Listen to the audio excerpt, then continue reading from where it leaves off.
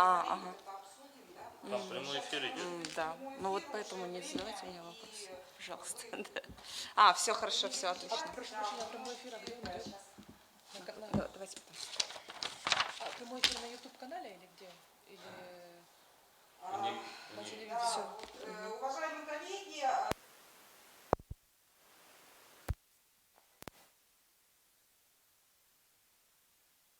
авторы и участники, продюсеры и авторы идеи Назик Чуноева, блогеры, ведущие шоу Адилет Нагайбаев и режиссер проекта из Казахстана Камила Абдельдинова.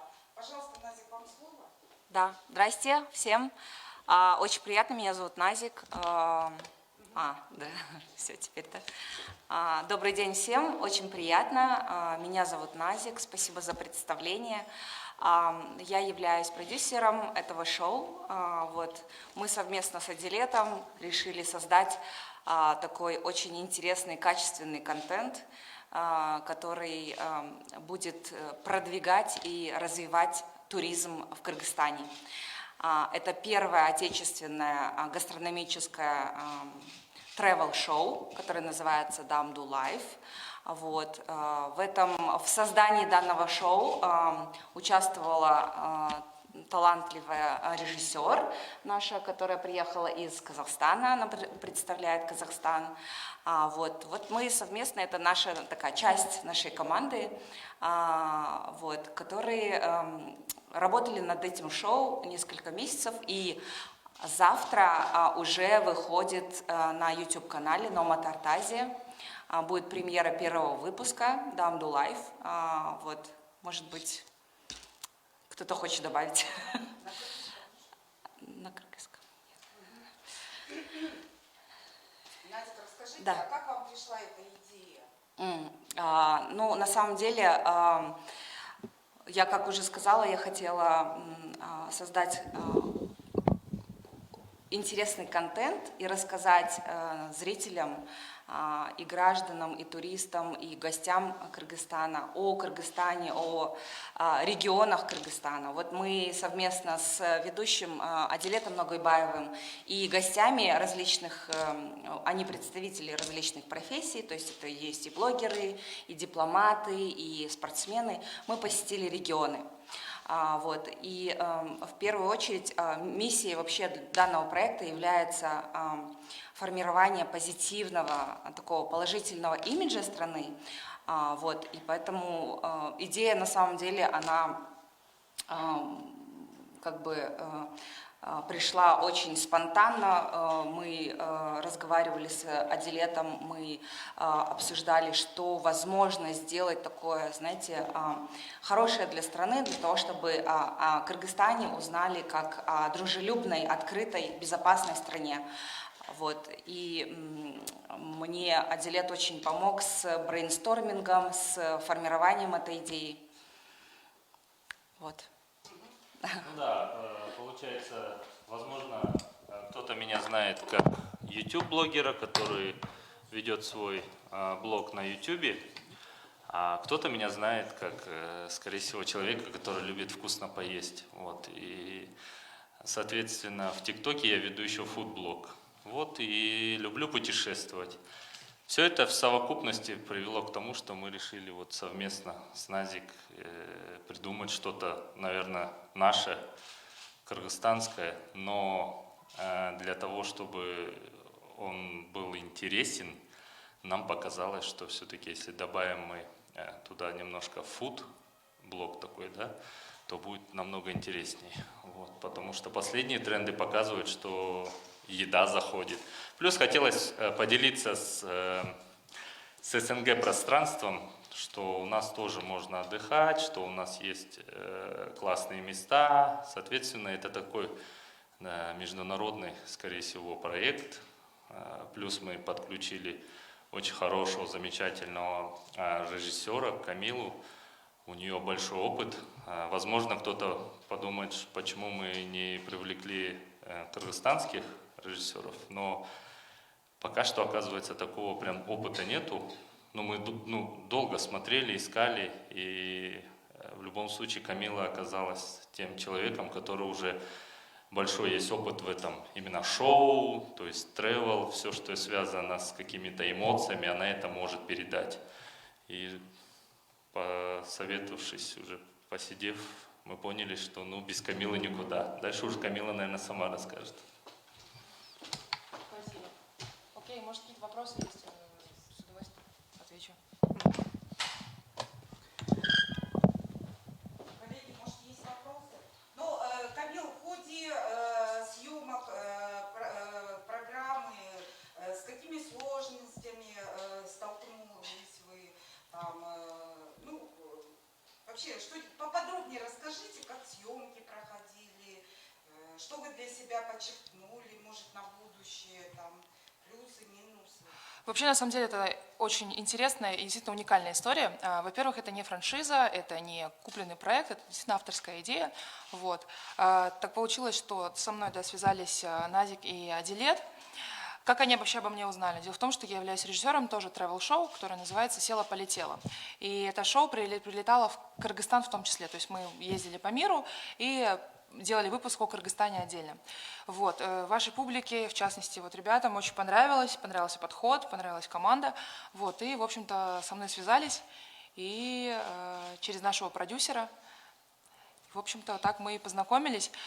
Задача была какая? Задача была сделать, ну, то есть запрос был какой для меня, как для режиссера.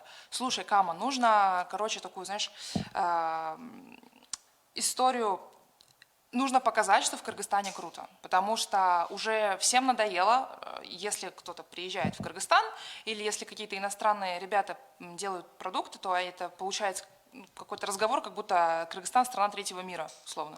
То есть будто бы мы все до сих пор живем там в юртах, как будто вот у нас есть только там условно бешбармак, мы кушаем руками до сих пор, на лошадях и едим их же, и на них скачем, их же едим, и все. То есть ничего глубже этого нет контента, тем более развлекательного. Поэтому главная задача была, ребята, они очень любят свою страну, действительно, вот, сделать крутое, качественное, конкурентоспособное шоу, но при этом нужно было его еще и сделать интересным. И тогда вот мы решили совместить несколько жанров, то есть по подаче это и документалистика, и реалити, тревел, и еще и фудблог. Потому что после 2019 года, после пандемии, я думаю, что, ну да, действительно, Адилет прав по поводу трендов. Людям люди стали больше готовить, во-первых. Вот, потому что, наверное, когда мы сидели все как это, не пандемия, да, в локдауне, когда мы сидели, мы научились все готовить, так что мы такие уже критики, фуд-критики, каждый из нас где-то внутри. Вот, нам стала интересна кухня разных стран, вот, и, в общем-то, мы подумали, а почему бы и на этом не построить шоу? Вот, у нас есть ведущие, у нас есть гости каждый выпуск, и они ездят по регионам Кыргызстана и тестируют те или иные блюда. Параллельно мы рассказываем про особенности регионов, потому что они действительно очень разные. Кыргызстан огромная страна. Вот. А вот можно вопрос самый интересный, наверное, интересующий многих, по поводу финансовой составляющей. Вот, допустим, даже Камила, да. Да, это чисто продюсерский вопрос. В каких условиях? Давайте, продюсер, это вот ваша вот история. Да, спасибо за вопрос. Ну, вообще финансирование, оно было...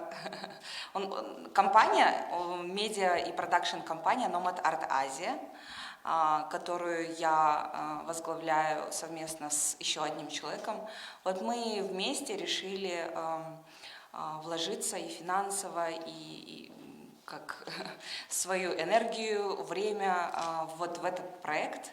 Нам очень помогают наши партнеры, и информационные партнеры, и спонсоры. Вот. Такими совместными усилиями мы создаем этот контент. Камила, да, она у нас на коммерческих началах, вот, это все оплачивается, у нас есть свой бюджет нашей компании, то есть это частный такой коммерческий продукт Nomad Art Asia, продакшн компании Nomad Art Asia. То есть, да, это не государственная история, это частная история, соответственно, деньги, рекламодатели. Вот, если вкратце, это рекламодатели, это деньги личные, наших там участников и личной инициативы. Ну, в общем, вот так вот, если... Да. Ну, общий бюджет на этот проект приблизительно сколько? Общий бюджет, вообще у нас Downbull Life, это такая долгая история, я надеюсь. Сейчас сезон первый, выходит вот завтра премьера. В сезоне 5 выпусков, вот, где мы рассказываем о разных регионах. И вот первый сезон мы покрывали своими личными, ну, как-то вложениями финансовыми.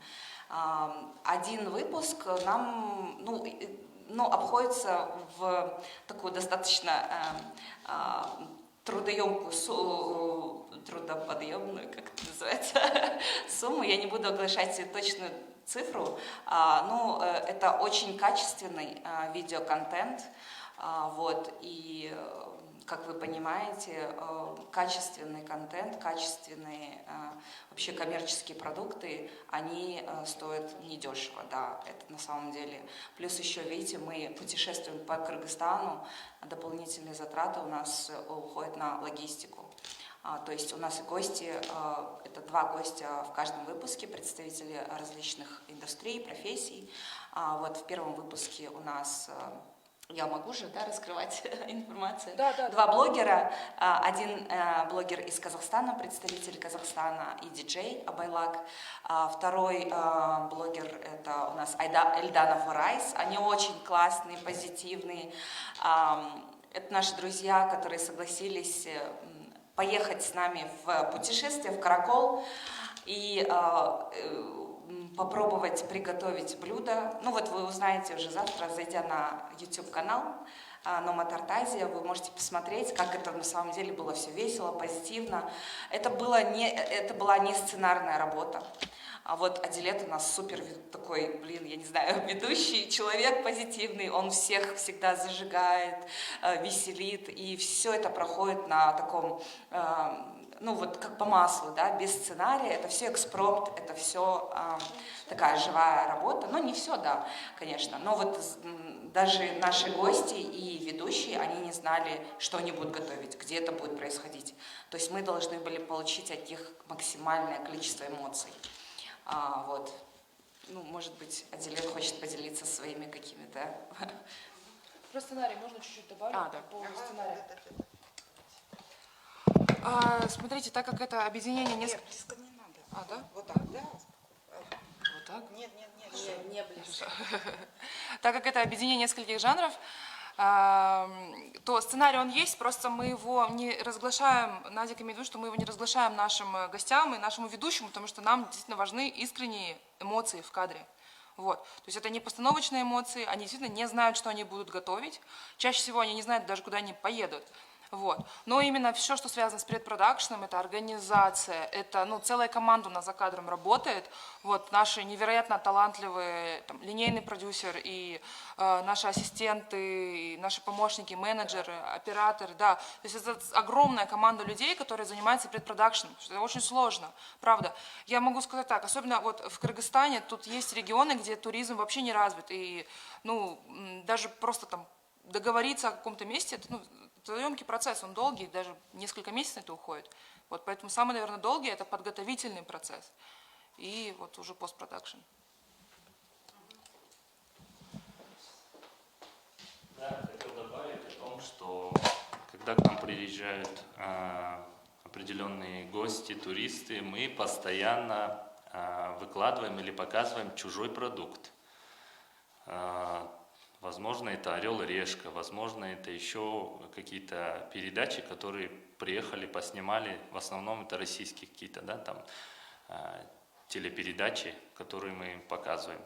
Хотелось бы, чтобы и наш был продукт кыргызстанский, именно для таких туристов. То есть, если они даже приедут, мы можем показать, ссылочку отправить с YouTube, допустим, с нашего канала отправить им и сказать: вот, посмотрите, если вы хотите к нам приехать, допустим, из Исыкульская область, Каракол, мы можем уже свою передачу отправить им и сказать: вот, наглядный пример, да, посмотрите, вот, зимний туризм. То есть это продукт, который мы можем делиться полностью по СНГ, русскоговорящим. Сейчас в последнее время очень много из-за конфликта, не буду говорить где, в общем, но очень много в нынешней ситуации, сейчас очень много СНГ туристов. Вот, я надеюсь, это для них будет как путеводитель.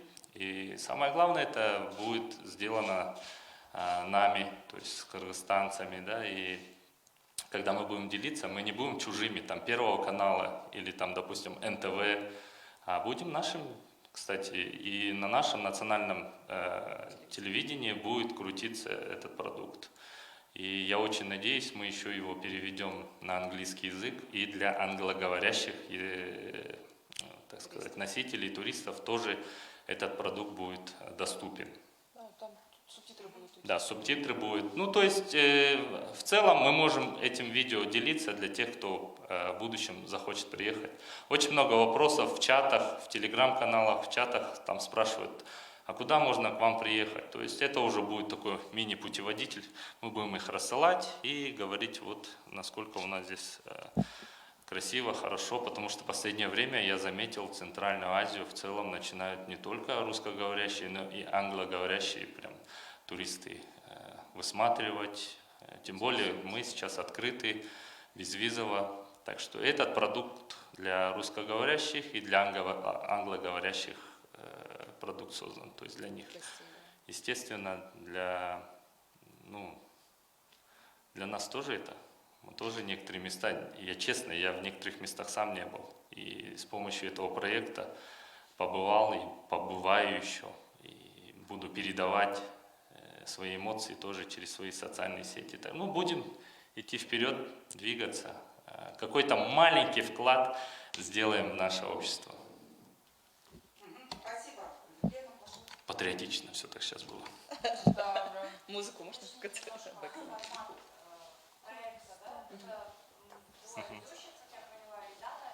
Не, один ведущий. Один ведущий, гости каждый выпуск. Гости каждый выпуск. Вы приезжаете на места и работаете с кем? Это кафе, это люди просто живые или как? Давайте я расскажу. Вот я ведущий, и есть два гостя.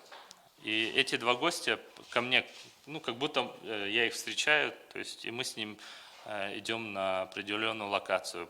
Допустим, это Каракол. И на этой локации мы смотрим, то есть с ними делюсь классными, красивыми местами, и потом либо идем куда-то в заведение какое-нибудь, либо на улице мы готовим вкусную еду. Параллельно режиссерская работа идет там, передается вся красота, закадровый голос. Это такой немножко такой формат, знаете, шоу. Потом мы сидим на стульчиках, и у нас спрашивают эмоции какие-то определенные. То есть это такая, знаете, как реалити-шоу, не реалити-шоу, да, как реалити-шоу. Вот, и то есть кадр меняется, мы сидим и вспоминаем, что там было, и мы рассказываем комментируем, делимся им. Что-то типа холостяка. Я холостяк. Я холостяк. Я шучу. Ты такая, Почему Каракол? Это не ко мне, кстати, да. Вот. Почему Каракол? Хотя мы начинали с Саша.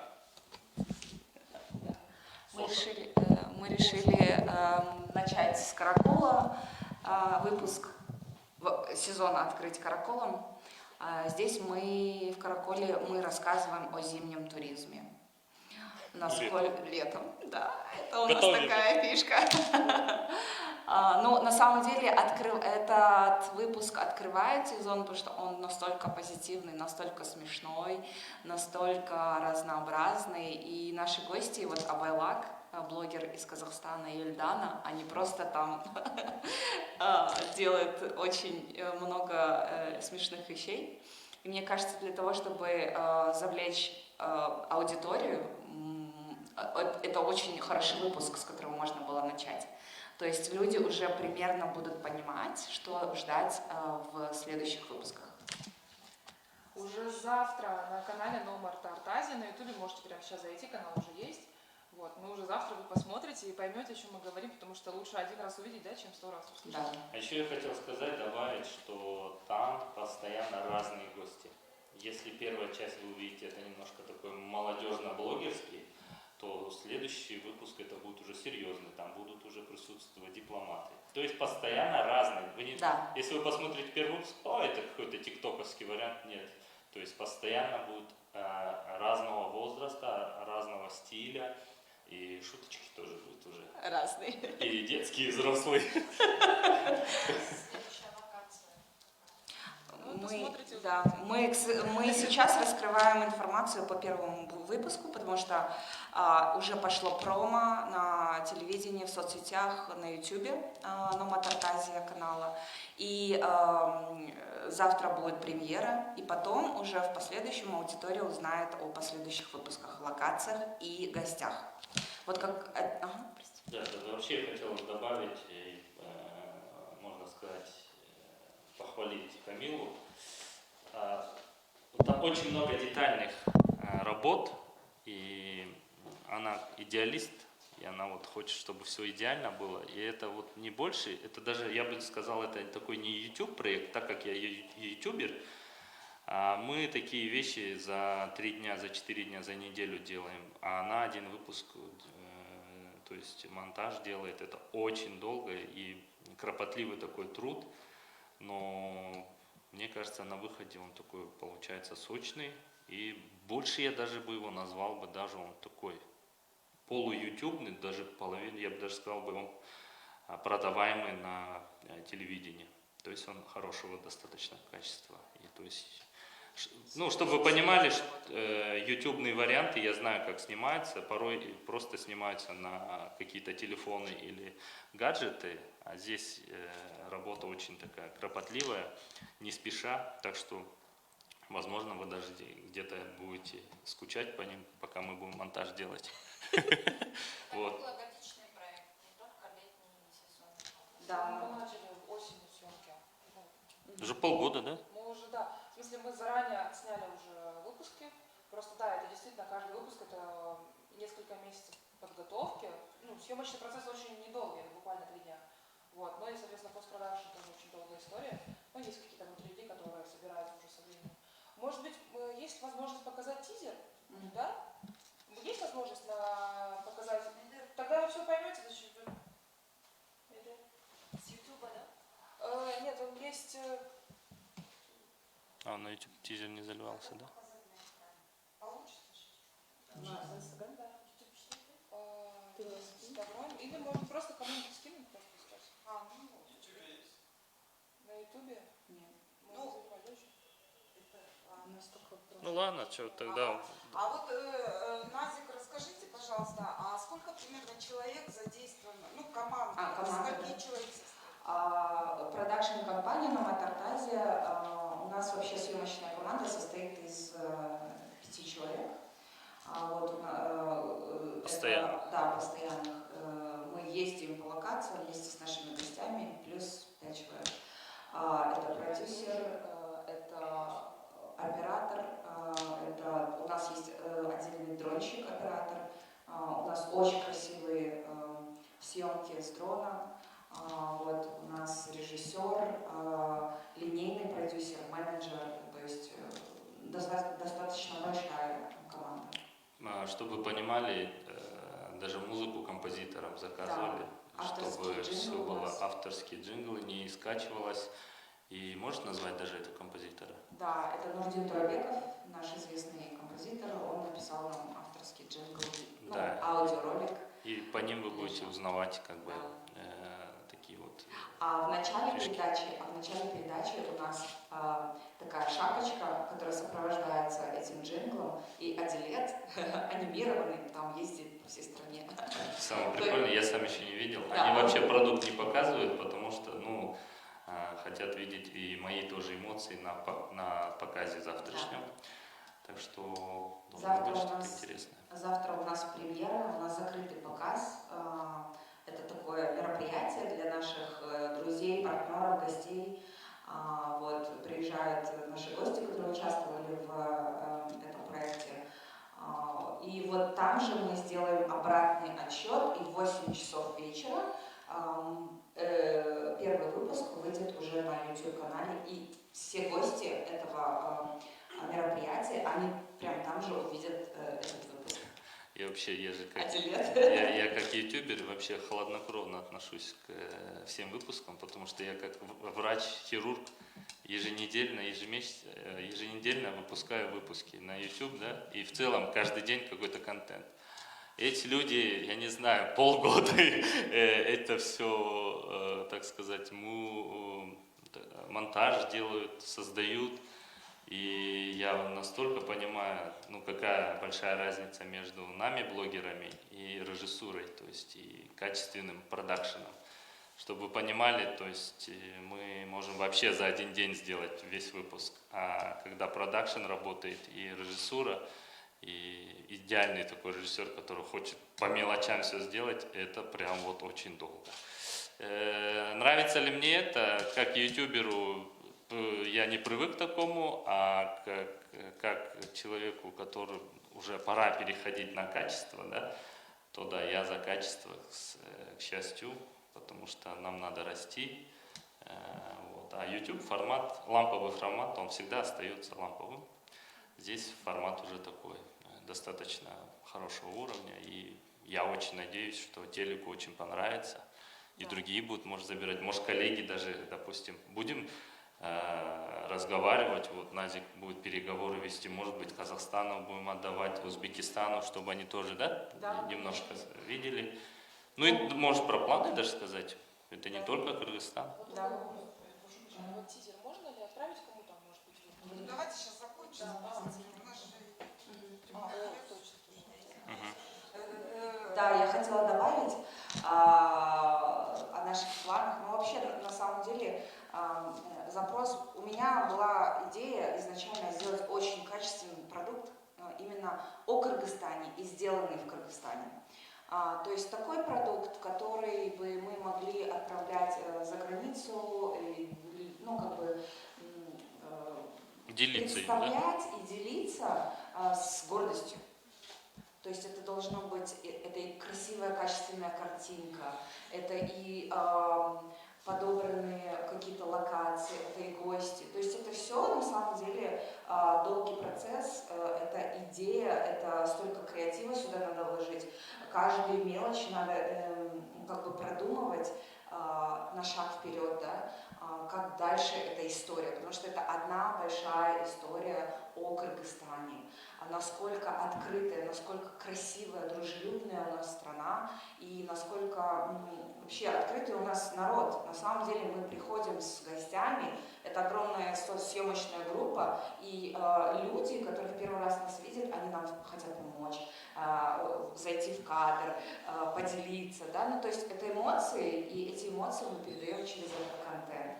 И я надеюсь, гости, граждане других стран, гости Кыргызстана, туристы, они через наш контент, они захотят посетить нашу страну, регионы особенно. Первая цель – это, конечно же, охватить туризм в регионах. Даже развить внутренний туризм. Я лично не везде побывала в Кыргызстане, я хочу, чтобы дети, подрастающее поколение, взрослые семьями взяли и просто попутешествовали по Кыргызстану. У нас замечательные, красивейшие места. Вот. И почему еще с едой это все связано? Ну, во-первых, это наш народ любит вкусно поесть. У нас есть чем поделиться уникальными рецептами каждой области, каждой местности.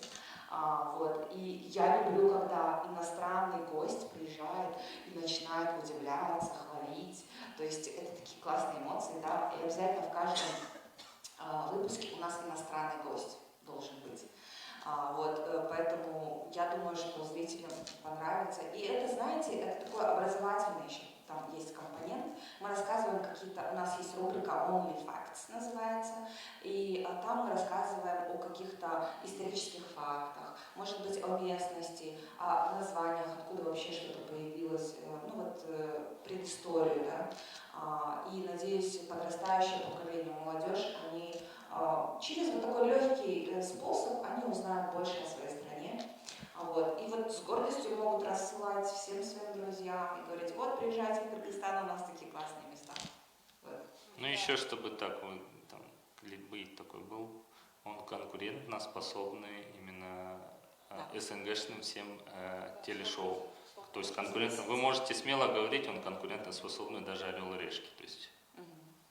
Можно спросить? Ну, по качеству, если А, честно, лучше «Орел и Данная решка». программа будет транслироваться только на YouTube-канале или есть какое-то сотрудничество с телевидением? Да. Возможно, в дальнейшем? Не, уже есть. Уже, да, первый выпуск вышел на КТРК, основной канал, а повторы идут на КТРК «Музыка». Вот, по воскресеньям в прайм-тайм, 8 часов вечера, можете посмотреть.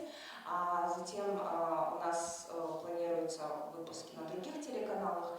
И, опять же, для того, чтобы доступ был всему миру, мы выкладываем это все на YouTube-канале, чтобы в любое время человек с любой точки мира мог посмотреть. И также будет опция на английском языке. Нам организация помогает с переводом, это субтитры, то есть англоговорящие, русскоговорящие, ну, любые, там, кому интересно узнать больше про Кыргызстан, они могут посмотреть. В общем, с гордостью можем делиться со всеми иностранцами, СНГ-пространством и, так сказать, в целом, кто обожает туризм, для них это будет, они могут прикреплять эти ролики смело, то есть, ну, через YouTube-канал. Вы хотели? Да, какие-то забавные моменты, может быть, расскажем, поделимся. Потому что, ну, если вкратце, на самом деле это очень такая веселая история.